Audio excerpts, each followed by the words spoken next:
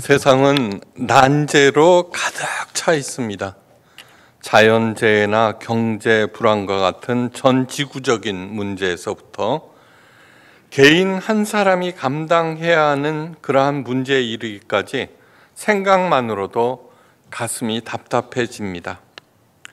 그런데 이 난제들은 하나님만이 해결하실 수 있습니다. 그런데 구원자이신 예수님은 세상에 오셔서는 단 3년 동안 이 땅에 머무시다가 하나님 아버지께로 가시겠다는 것입니다. 그것도 그 숱한 난제들을 시원찮은 제자들에게 이름하고 떠나신다는 것입니다.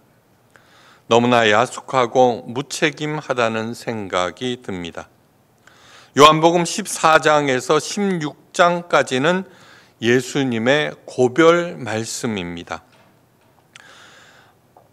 믿업지 못한 제자들이 이 말씀만 잘 이해하고 행하면은 그 숱한 난제들을 감당할 수 있다고 생각하신 것입니다. 그렇다면은 우리들은 정신 바짝 차리고 이 말씀을 경청하셔야 합니다. 이 말씀으로 하나님의 전지전능하심을 나약한 내가 덧입을 수 있기 때문입니다. 가장 먼저 해야 할 일이 있습니다. 시원찮은 제자들과 더 시원찮은 우리들이 난제들을 해결할 수 있는 가장 기초가 되는 것이 무엇인지 정확히 아는 일, 그것이 우리들이 지금 해야 할 일입니다. 우리 예수님께서 말씀하십니다. 이는 너희가 나를 사랑하고 또 내가 하나님께로부터 온 줄을 믿음으로 아버지께서 친히 너희를 사랑하심이라. 요한복음 16장 27절 말씀입니다. 주 예수 내가 알기 전 날 먼저 사랑했네. 그러니까 우리들이 하나님을 사랑하기 전에 하나님께서 우리를 먼저 사랑하셨다고 알고 있는데 예수님께서 하시는 말씀은 그 순서가 바뀌어져 있습니다. 너희가 나를 사랑하고 또 내가 하나님께로부터 온 줄을 믿음으로 아버지께서 친히 너희를 사랑하심이라. 우리가 먼저 예수님을 사랑한 것으로 되어 있습니다. 가장 첫째는 뭐냐 그러면은 우리들과 제자들이 예수님을 향한 그 사랑, 그것이 첫 번째 기초가 됩니다. 명심하셔야 합니다. 예수님은 섬김의 대상이 아니라 사랑의 대상입니다. 사랑하고 따라야 하는 분.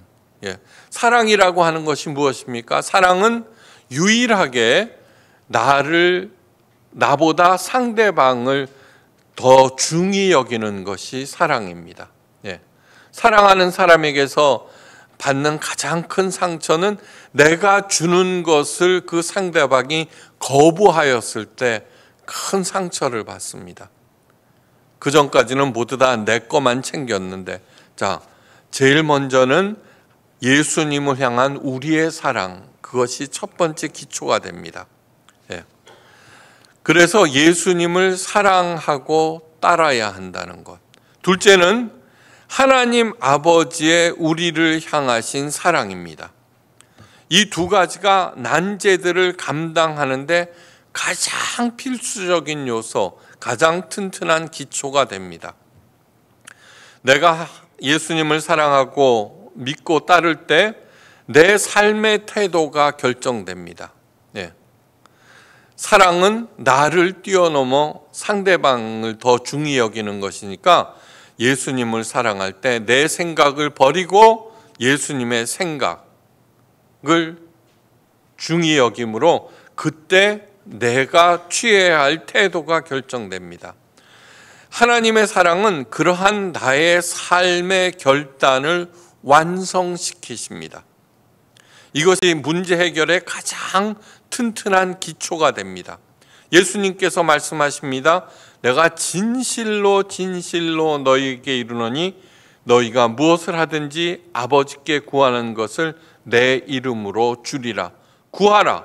그리하면 받으리니 너희 기쁨이 충만하리라. 네. 이것이 복받는 모든 삶의 가장 튼튼한 약속이 됩니다. 이제 시온차는 제자들과 우리들을 영의 계승자요 작은 그리스도로 세우시는 하나님의 계획을 한번 살펴봅니다.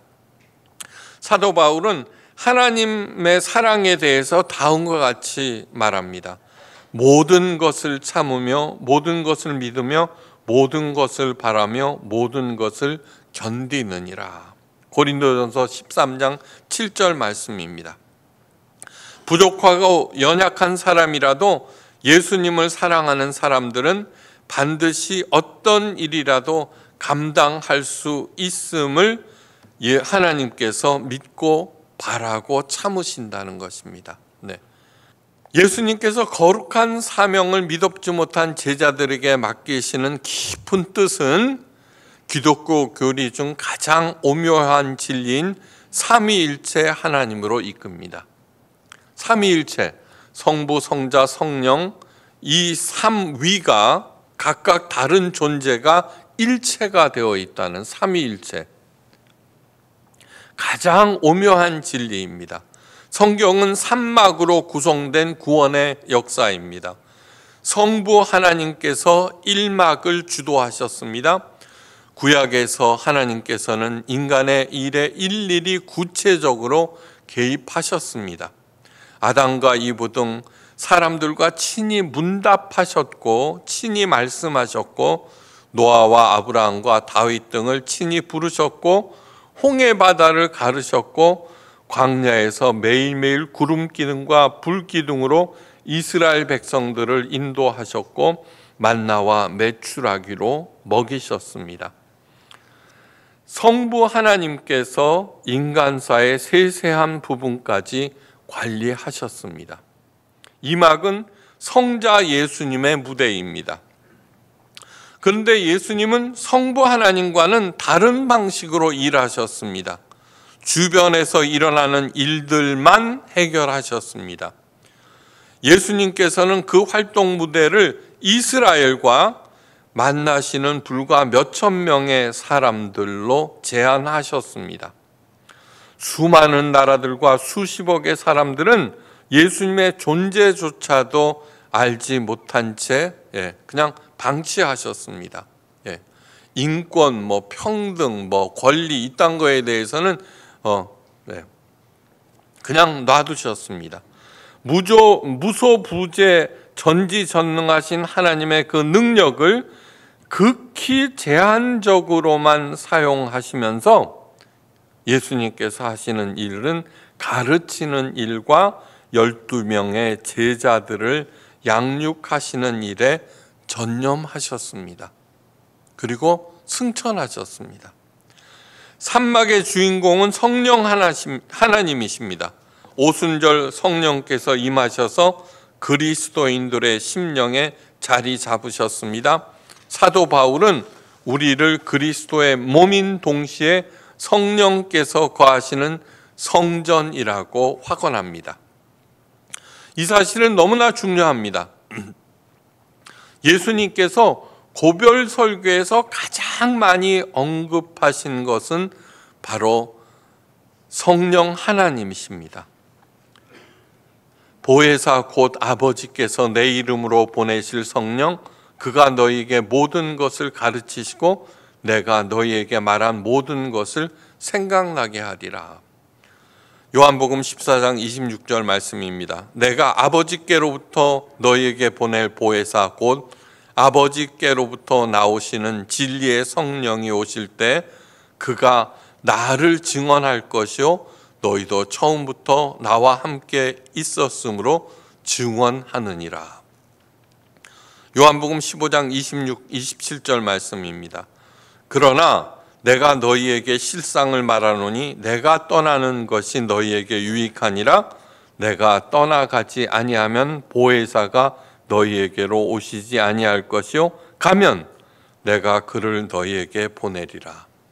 요한복음 16장 7절 말씀입니다. 그러나 진리의 성령이 오시면 그가 너희를 모든 진리 가운데로 인도하시리니 그가 스스로 말하지 않고 오직 들은 것을 말하며 장래 일을 너희에게 알리시리라. 요한복음 16장 13절 말씀. 다시 말해서 예수님의 고별사 요한복음 14장에서 16장까지의 말씀은 모두 성령에 관한 것이라고 해도 과언이 아닙니다. 근데 그 성령께서 하시는 일의 가장 중요한 일은, 메인 핵심은 3년 동안 우리 예수님께서 보여주신 그 가르침을 생각나게 하시는 일이라는 것입니다.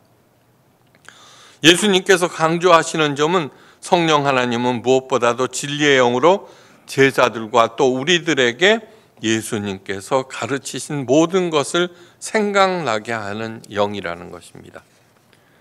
내가 성령을 받았는지 안 받았는지 잘 모릅니다.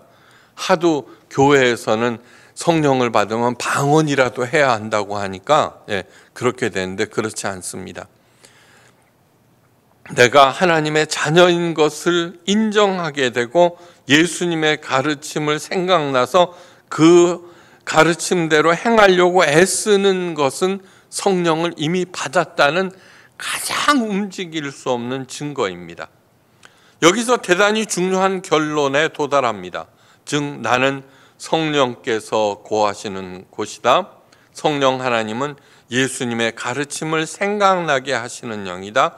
그러므로 내가 성령 하나님의 인도하심을 정확히 올바로 받고 행하면 곧 그리스도의 몸으로서 내가 있는 곳에서 예수님의 사역은 계속된다라고 하는 것입니다. 그런 사람들이 있는 모든 곳에서, 세계 각처에서 예수님의 사역과 기적이 계속 일어나고 있습니다. 그 사실을 잘 알고 계신 예수님께서 분명하게 말씀하십니다. 나를 믿는 자는 내가 하는 일을 그도 할 것이요 또한 그보다 큰 일을 하리니 이는 내가 아버지께로 감이니라. 이 말씀은 사실입니다.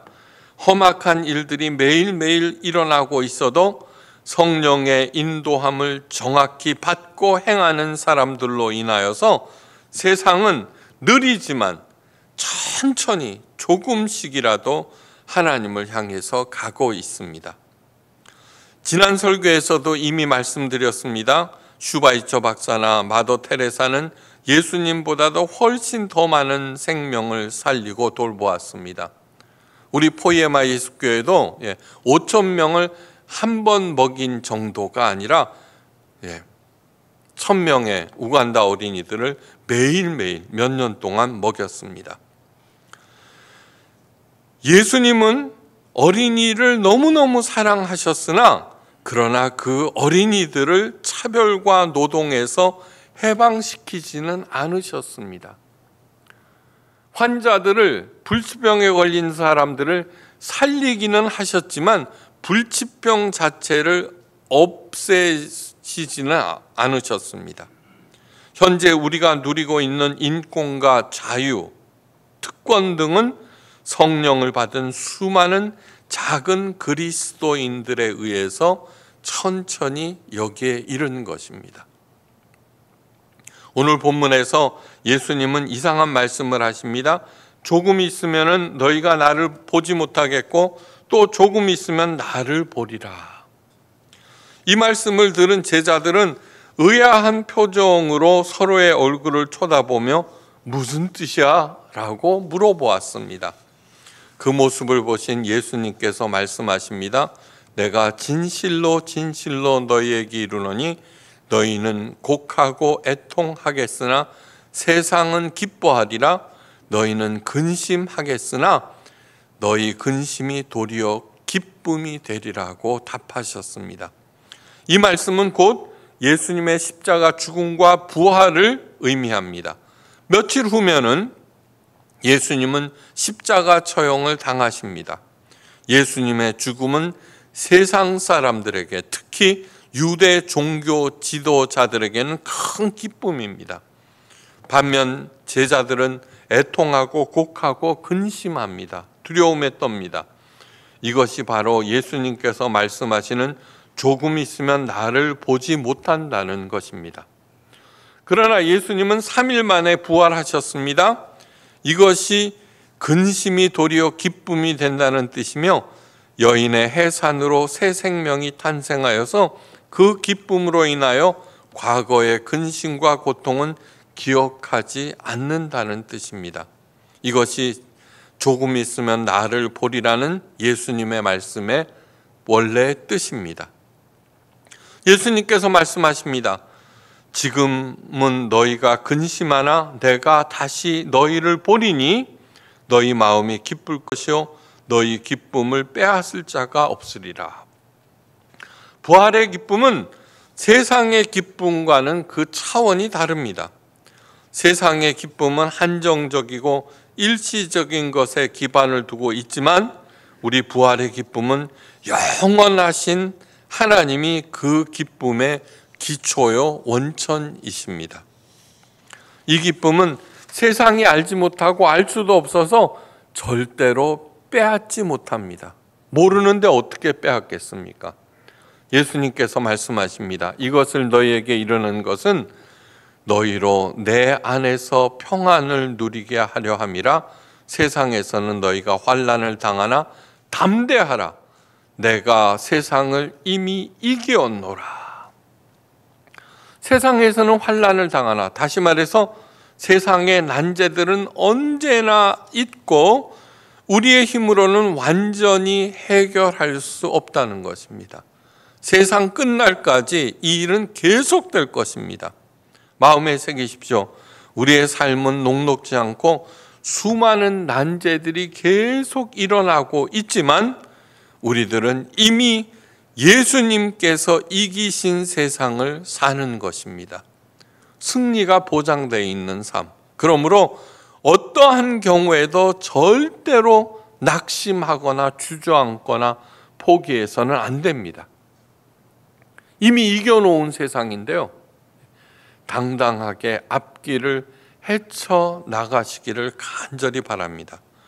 또 하나 중요한 것이 있습니다. 조금 있으면 나를 보리라는 예수님의 말씀은 예수님의 부활만을 의미하는 것이 아닙니다. 부활하신 후 40일 동안 예수님은 제자들과 함께 계셨습니다. 그리고 제자들이 보는 가운데 승천하셨습니다. 그리고 오순절날 성령이 임하셨습니다. 성령을 받은 제자들은 거리로 뛰쳐나갔습니다. 두려움, 근심, 걱정 이미 사라진 지 오래입니다. 그리고 목숨을 바쳐서 예수님의 사역을 계승하였습니다. 명실공히 그 시원찮았던 제자들은 위대한 역사의 주인공들이 되고 작은 그리스도가 되었던 것입니다. 그들로 인하여서 하나님 나라가 조금씩이라도 확장되고 그 일은 세상 끝날까지 계속될 것입니다. 성령의 강림이 바로 조금 있다가 나를 보리라는 말씀의 두 번째 실현입니다. 성령을 받은 사람은 어떤 난제에도 잠깐 실망을 하겠으나 절대로 흔들리지 않습니다. 낙담하지 않습니다. 포기하지 않습니다. 보혜사 성령을 보내시겠다고 약속하신 후 예수님께서 하신 약속의 말씀이 있기 때문입니다. 나의 평안을 너희에게 주노라. 내가 너희에게 주는 것은 세상이 주는 것과 같지 아니하니라. 폭풍 속에서도 곤히 주무셨던 예수님의 평안을 성령과 함께 받았기 때문입니다. 그 평안으로 난제를 해결할 지혜를 갖추게 됩니다. 내가 성령을 받고 정확히 성령의 인도함을 받을 때 더 이상 궁금한 것이 없습니다. 우리 예수님께서 또 희한한 말씀을 하십니다.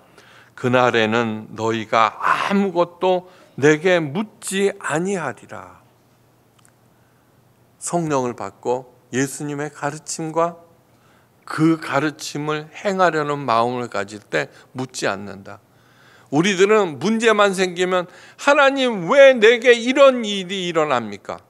하나님께서 살아계시다면 왜 그런 참사가 일어납니까? 언제나 문의합니다. 아니요, 성령을 받지 못했기 때문입니다. 네. 성령을 받은 사람은 어떠한 문제 앞에서도 예수님의 그 평안함을 누리고 그 사태를 하나님의 시각으로 보고 출발합니다. 네. 내가 성령을 받고 정확히 성령의 인도함을 받을 때 더 이상 궁금한 것이 없습니다. 이어서 말씀하십니다. 내가 진실로 진실로 너희에게 이르노니 너희가 무엇이든지 아버지께 구하는 것을 내 이름으로 주리라. 예.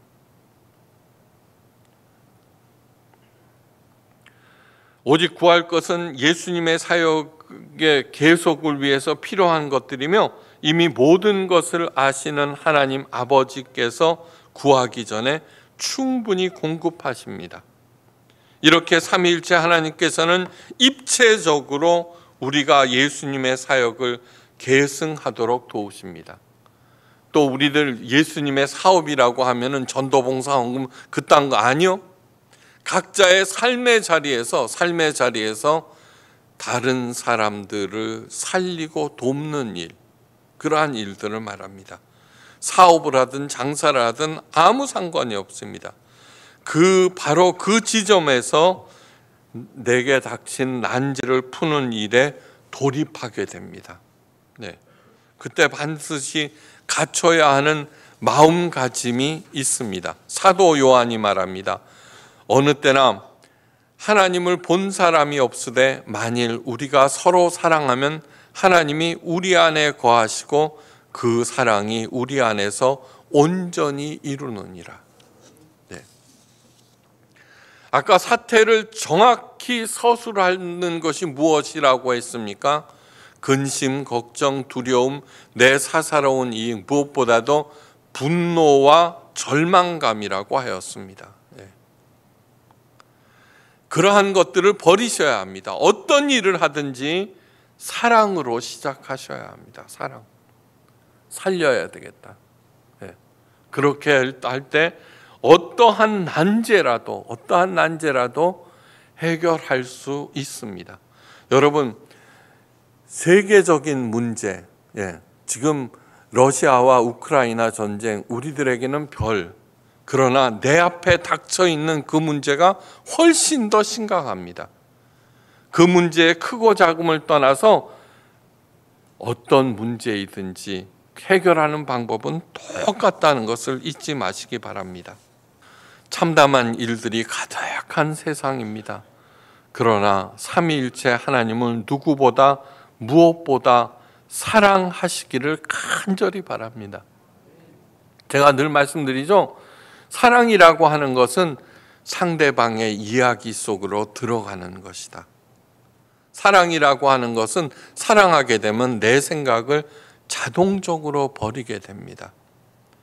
그리할 때 내게 주신 예수님의 평안으로 모든 근심과 걱정, 두려움, 분노, 절망감을 저절로 이기게 되고 내게 닥친 난제들을 하나하나 풀어갈 수 있게 됩니다. 내 발걸음에 주님께서 동행하시면서 이루시는 것은 우리 하나님이십니다. 그렇게 하나님의 만복을 누리고 베푸시기를 주님의 이름으로 간절히 축원합니다.